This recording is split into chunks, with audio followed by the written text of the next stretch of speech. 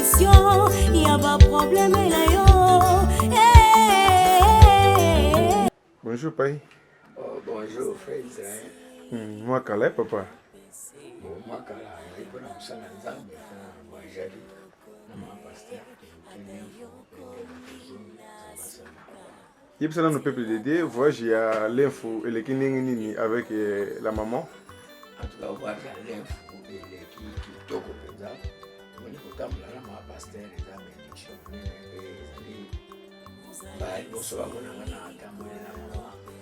On a quand même beaucoup dans ce frère. On va le voir mon maman.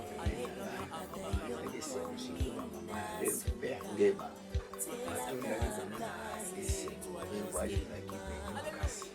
Peuple dédié, c'est dérangeant que ma casse, on est autour de biso, mais pas pasteur, prédication du jour, tout le monde a le sous-souté. Et tu es habité pour avant tout banda, moi le bamouké pour na peuple dédié, oh ben la prédication il y a 15 minutes et pas le banini pour na bango.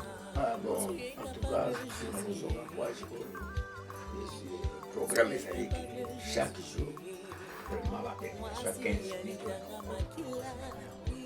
Alors pour lelo be bana nzambe bakolia nini oyo papa ya bongo sili bango pour lelo todo bilé ezali la puissance de la parole de l'enfant de Dieu et l'esprit qui l'accompagne.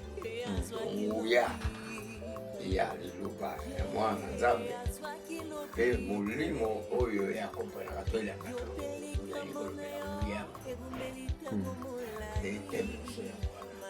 et tozwami na baverse nini toza na Psaume 68 verset 20 dans Job 32 verset 8 alors na Psaume 68 verset 20 natangi na kombo na Yesu Christ Nazareth. Béni soit le Seigneur chaque jour quand on nous accable, Dieu nous délivre. Ah, tu sais, David. Donc, David a évacué mon nez. Et puis, dans le baratin, on a soqué. Dans l'été, on a soqué. On a rappelé tout le temps qu'on a au moins, on a fait ça. On a dit que on a fait ça. Et quand on a fait ça, la foi vient de 5 Romains, chapitre 10, verset 17.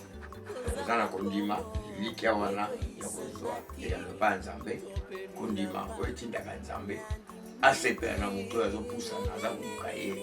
Hébreu chapitre 11 verset 6 babi sans la foi il est impossible de lui être agréable.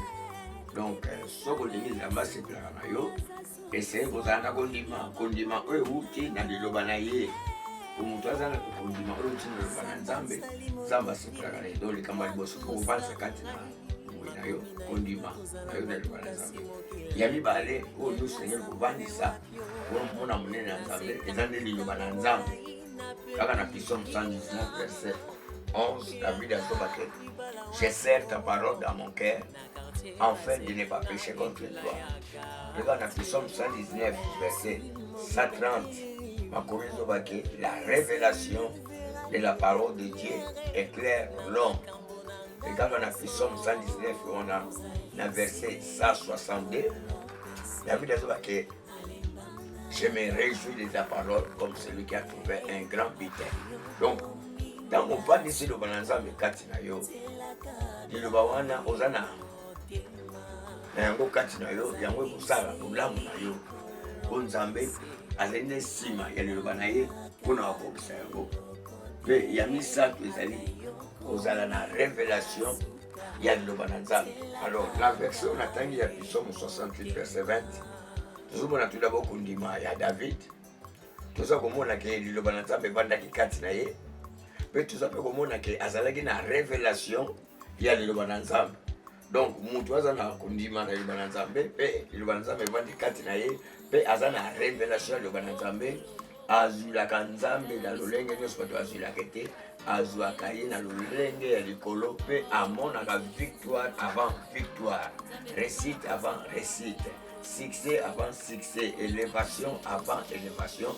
Donc amonaka makambo ya kitoko oyo nzambe aza na makoki ya kosalela ye. Pourquoi? Parce que makambo nyonso oyo eyaka na vie ya moto avant eya nzambe ayebaka. ndenge yezaka mpe ayebaka ndenge nini akoki kolongola yango, mais le prix à payer okozala na kondima na yo bana nzambe. Ya mibale efo liloba na nzambe evanda kati na yo. Ya misato esengeli révélation ya liloba na nzambe ezala na yo. Yango nde ezozanga bana na nzambe ebele lelo dans le monde entier. Bana nzambe ebele lelo baza na kondima liloba na nzambe te, baza na liloba na nzambe kati na mitema na bango te. Okokotuna mwana na nzambe pesanga ata 300 verset biblique eva na motema na yo eza te. Mpe ya misato koleka révélation ya liloba na nzambe ezali te, parce que révélation liloba na nzambe ezali nde kozwa connaissance ya bavérité oyo ya nzambe. Donc bavérité kashe ya nzambe oyebi yango, yango nde eza kozala na révélation ya liloba na nzambe. Alors roi David azalaki na kondima liloba na nzambe, mpe liloba na nzambe evandaki kati na motema na ye. Mpe ya misato azalaki na révélation ya liloba na nzambe, kanisa moto azoparvenir kolobaki asepelaka na liloba na nzambe koleka nyonso, koleka lokola moto azwiki mvwama ebele. Donc azalaki na révélation ya parole ayebeke nyonso nzambe akelango na liloba. Jean chapitre 1 verset 3, tout a été fait par elle, sans elle rien n'a été fait. Donc nyonso esalama na liloba. Donc azalaki nango yango na sikoyo na Psaume 68 na babitumba na bamakambo nyonso bana koyela roi David anda komona monene na nzambe. Kanisa moto azolobaki béni soit l'Éternel comme nous accable. Donc ozomaka deya moto azotatola elonga, po moto atatolaka elonga na bitumba oyo eyaka, bitumba deja ekoyaka. Amen. Amonaka victoire avant victoire. Béni soit l'Éternel quand on nous accable, Dieu nous délivre. Donc ye deja ebeke ntango bitumba ye eza nde ntango sikoyo nzambe famonisa nguya na ye. Po nzambe deja yeba bitumba ndenge yelaka. Mpe azalaki na révélation koyeba puissance agissante ya nzambe. Ke nzambe aza nzambe victoire, nzambe aza nzambe elonga, nzambe miracle, aza nzambe na makoki nyonso. Yango na anda kopambola nzambe. Nga naza na kondimaka ntango David andabaki béni soit l'Éternel quand on nous accable. Nzambe akanda kopumbwa koganga na esengo mpo baseke azali komona mutu oyo ayebi grandeur na ye, puissance mpe force na ye. Wana nzambe soki oyebi lolenge nzambe asalela, soki oza na baconnaissance ya ndenge nzambe akangolaka biso, alongisaka biso, mabongisi ya nzambe mpona biso, okozala moto akolelalela te, okoyebake soki malade ye, soki bitumba ye, eza nde ntango oyo nzambe akoeklate gloire na ye. Mais po eklate gloire na ye, esengeli oyeba kokonfese kotatula maloba ya elonga. Loba atosomona David azotatula maloba ya elonga bi béni soit l'Éternel quand on nous accable. Mpe ntango azokopambola azoba bongo béni soit l'Éternel quand on nous accable, lokola maloba nyonso ezalaka accompagné n'esprit. Amen. Parce que Job 32 verset 8 dit en réalité dans l'homme c'est l'esprit.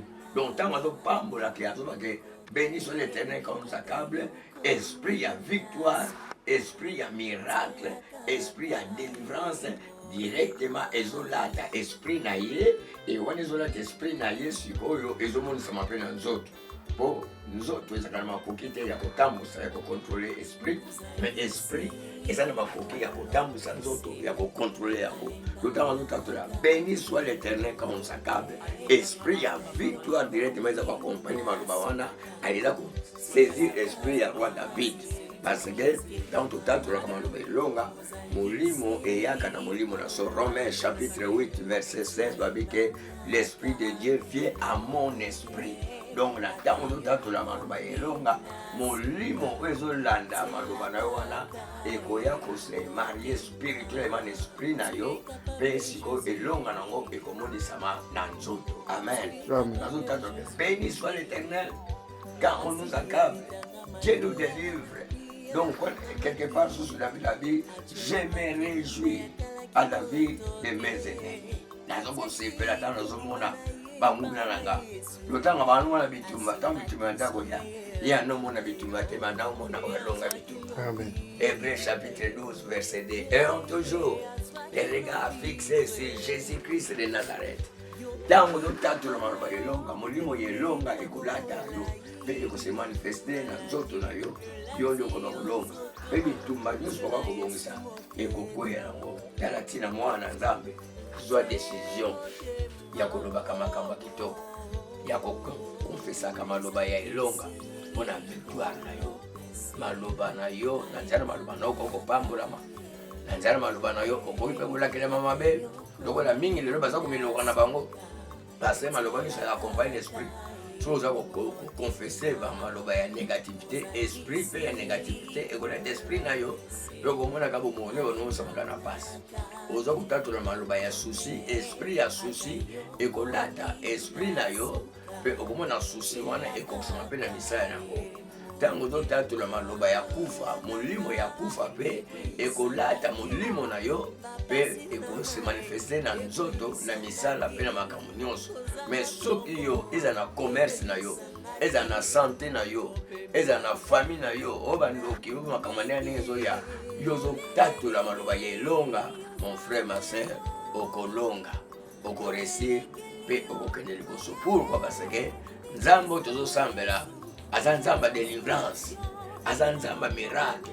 aza nzambe oyo akangolaka biso nga nayebaka na année 85 wana mosala na nzambe ebandaki na kimbanzeke azalaki mokolo mona azalaki na évangélisation nzala esalaka nga makasi nde nazotambola namonaki vertige nali kokweya quelque part namoni lipa na nzela pe lipa yango ezaki mpenza morceau moko ya bien longtemps na tel bien que morceau lipa oyo mpe ekokosala quelque chose na bomoi na nga nakendaka na telemaka natiaka nasa makolo na encadraka yango ka na encadre lipa wana bana lokota nazoba nzambe naza na évangélisation nzala eleki mais lipa oyo nga nazolokota yango na kombo na yo yesu kristo ya nazareti makila na yo epetela yango nazolia yango epesanga makasi mpe lelo nazolokota lipa mais lobi nzambe nalokota susu te e lelo nga nalokotaka so lipa te nalia lipa wana lelo kutuna ndako na nga mape ekoma kotikala donc nakoma kolia makambo ekoma kotambola kitoko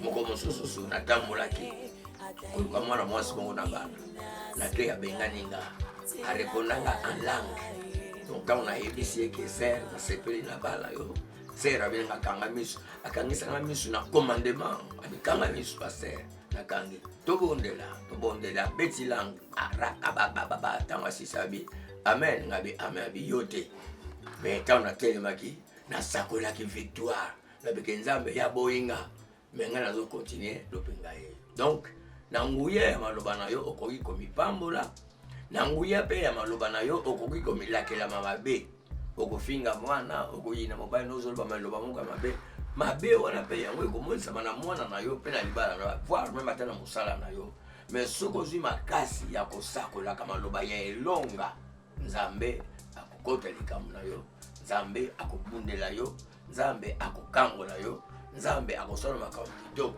do yango wana banda lelo discipline monoko na yo fo yebaka nini nakokoloba epuis kozalaka presse te ya kolobaka avant koloba fo kokanisa nano Proverbe chapitre 16 verset 20 lobi c'est lui qui réfléchit sur les choses trouve le bonheur et celui qui se confie à l'éternel est heureux.